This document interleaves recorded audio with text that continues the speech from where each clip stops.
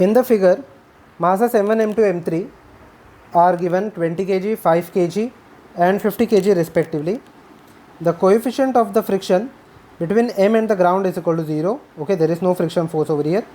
The coefficient of friction for M1 and between M1 and capital M and between M2 and the ground is given as 0.3. The pulleys and the string are massless. The string is perfectly horizontal between P1 and M1 and also between P2 and M2. The string is perfectly vertical between P1 and P2. An external horizontal force F is applied to the mass M. Okay, then external horizontal force F is applied to the mass M. We have to take acceleration due to gravity as 10. Draw a free body diagram of the mass capital M, clearly showing all the forces. Now let the magnitude of the force of the friction between small m1 and capital M, let it be equal to F1, and that between M2 and the ground, let it be equal to F2. It is found that F1 is equal to 2 times F2. Find F1 and F2. Write down equations of the motion of all the masses. Find the F, tension in the string and the acceleration of the masses. Okay, so in short we have to find out everything. Okay, so now basically if I draw the free body diagram of this mass capital M, okay, there is small m on this, there is small m1 on this mass. Okay, there will be a frictional force which acts in the right hand side. There is a force which is applied in the right hand side direction. There is no force between capital M and the ground, so there will be no force over here. Only a normal force N1 in the upward direction, mg in the downward direction. There is no frictional force. M1, due to the M1 and mg, there will be a normal force which is N2 in this direction. There will be a friction force. Now if the force is applied on the right hand side, now due to M1 there will be a friction force, that is capital M is experiencing a frictional force F1. Now the frictional force between M1 and capital M is given as F1 in the left hand side direction. Okay, I will erase the value of, I will erase the M1. Okay, now there are two pulleys over here which are perfectly horizontal and vertical over here. So basically the same tension, if the tension over here is equal to T, the same tension will act at this point which is equal to T. The same tension is going to act at the 2 points. Okay, now the same tension will be acted upon in the downward direction which is equal to T.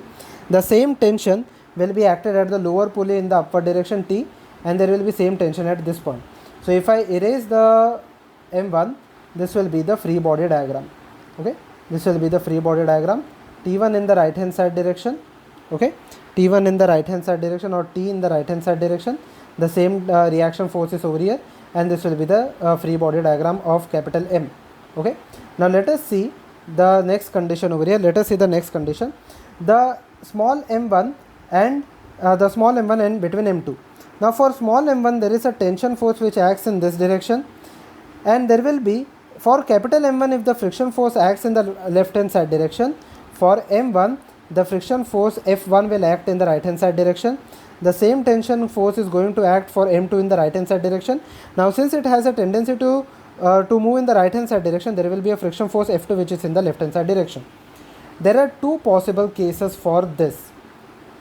In the first case, let me assume there is M1 over here. There is tension T which acts in the right hand side direction, left hand side direction, and there is friction force F1 which acts in the right hand side direction. For M2, there is a friction force which acts in the left hand side direction F2, and there is a tension force which acts in the right hand side direction. Now let us assume the entire body is stationary even after application of the force F. Okay, even after the application of force F, the entire body is stationary. Now why will the entire body remain stationary? Because even though there is no frictional force between the mass and the ground over here, there is certain frictional force between the mass M2 and the ground over here. Okay, there is no frictional force between the mass capital M and the ground, but there is certain frictional force between the mass small m2 and the ground over here. So now over here for this, if the body is stationary, let us take two cases. In the first case the body is stationary, okay, and in the latter case the body is moving. Okay, so when the body is stationary, for the body let us start with M2. So basically if the body is stationary, the tension force should be less than the maximum frictional force in second. okay, the maximum frictional force in second, then only the body will remain stationary. That is, the force with which I am pulling the body in the right hand side should be less than the frictional force or the maximum frictional force it can offer. So basically it should be less than, what is the maximum frictional force? It will be equal to mu mg. Okay, now the mu over here is given as, the frictional force is given as 0.3. okay, the coefficient of the friction is given as 0.3. So it should be less than 0.3. The mass of m2, this is m2, mass of m2 will be equal to 5 into g, which is equal to 10. So basically the total tension force should be less than, 15 Newton. Okay, only if the total tension force is less than the 15 Newton, less than or equal to 15 Newton, then only the body will remain stationary, m2. Similarly, if I write down the value over here, the tension should be less than the frictional force F1, the maximum frictional force. Okay, only if the tension is less than the maximum frictional force in the first case also, okay, then only the body will remain stationary. Okay, otherwise the body will move with respect to ground. So basically the tension should be less than mu mg. Okay, or the frictional force should be greater than the tension. Okay, both the cases are basically the same. Okay, so now over here the T should be less than mu mg. Mu over here is equal to 0.3. the mass over here is given as 20, the g over here is given as 10. So the tension force should be less than, if I calculate the value, it should be less than 60 Newton. Okay, this should be less than the 60 Newton, then only the body will remain stationary.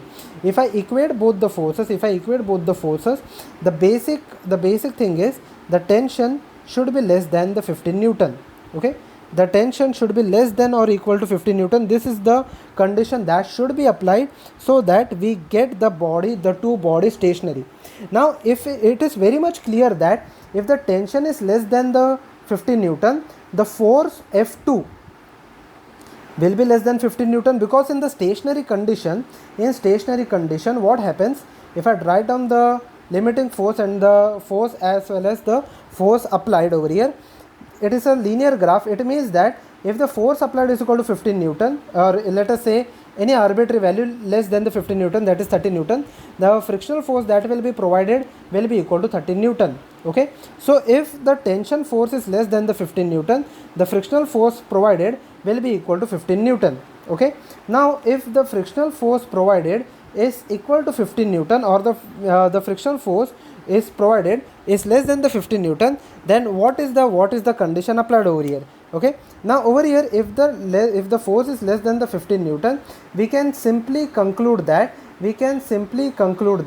for this value, if I take any value that is 14 Newton, F1 should be equal to 2 times F2. So basically F1 should be equal to 2 times F2, which is equal to, the condition is given over here. So F2, let us even take the value of 15. So F1 should be equal to 30 Newton. Okay, F1 should be equal to 30 Newton, but this is not possible over here. Okay, now this condition is not satisfied, because over here when I apply the friction force between the mass m2 and the tension force over here, okay, if I apply 30 Newton of friction force, the tension force should be equal to 30 Newton. Okay, again the same reason of the limiting friction. Okay, okay, but you can clearly see from the first equation that the tension should be less than the 15 Newton. Okay, the tension force should be less than the 15 Newton. The tension force will be less than the 15 Newton, but this condition is not satisfied, because in this case, when the tension over here is, if I say the tension over here is 15 Newton, that is, it is applied, or 40 Newton, the frictional force F1 should also be equal to 15 Newton or 14 Newton. Okay, which is not satisfied by this condition. Okay, it means that basically the bodies will not be stationary. Okay, the bodies will not be stationary. It means that the entire system will move. Okay, the bodies are not stationary over here. It means that the entire system is moving over here. Okay, now if I draw the diagram over here again of M1, M2 and M3.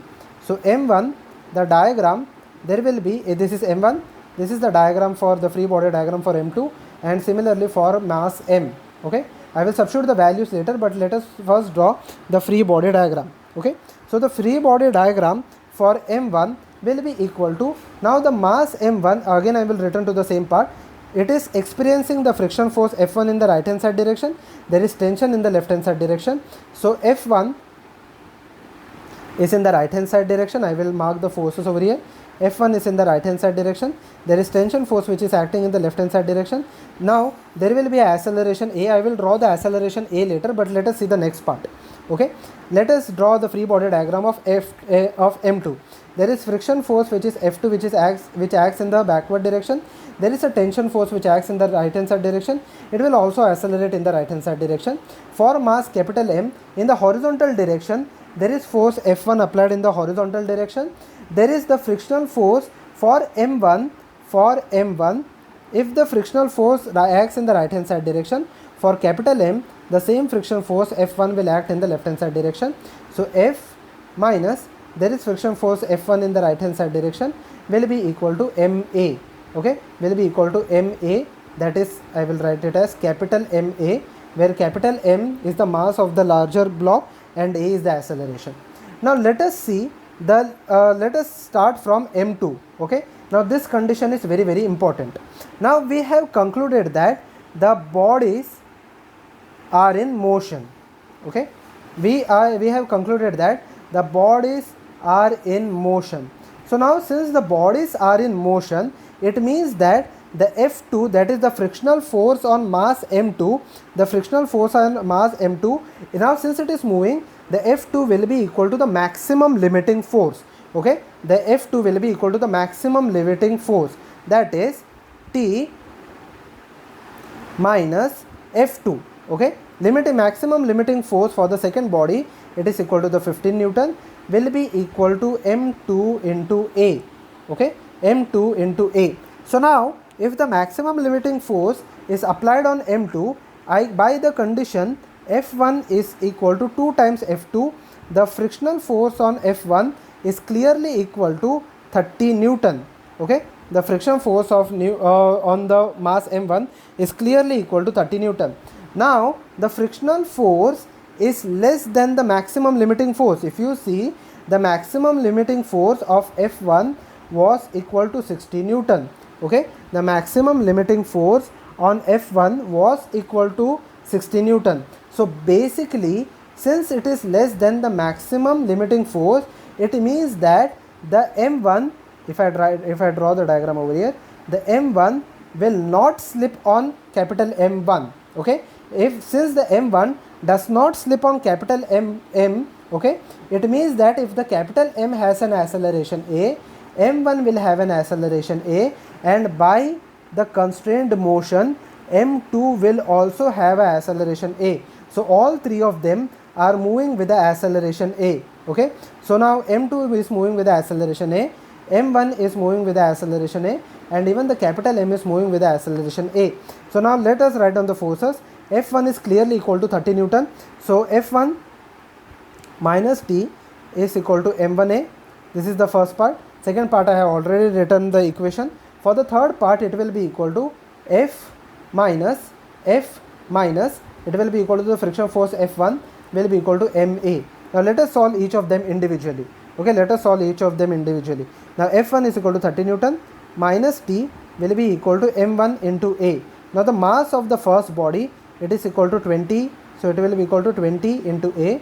It will be equal to T minus 15 is equal to mass of the M2 is given as 5. So it will be equal to 5 into A. When I add both of them, 30 minus 15 will be equal to 15, will be equal to 20, sorry, this is 20.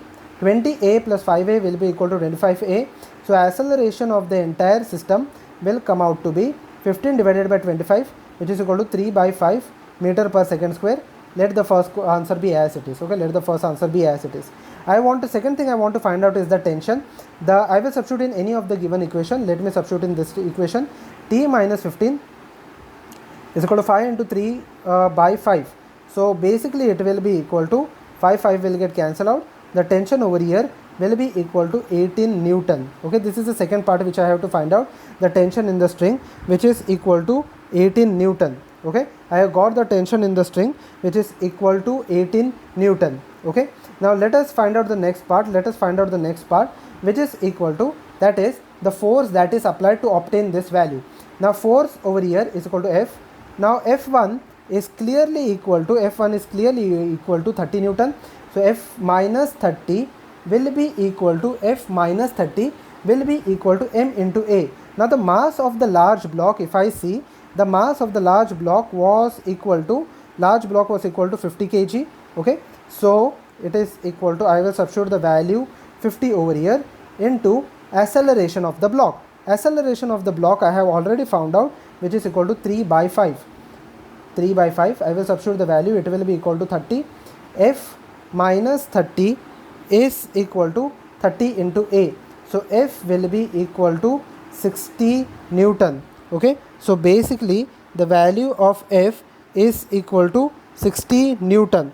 So now I have to find out, now I have found out all the three values. Acceleration of the block is equal to 3 by 5. The force acting on the block is equal to 60 Newton, and the tension of the block over here will be equal to 18 Newton. This will be the answers for the given question.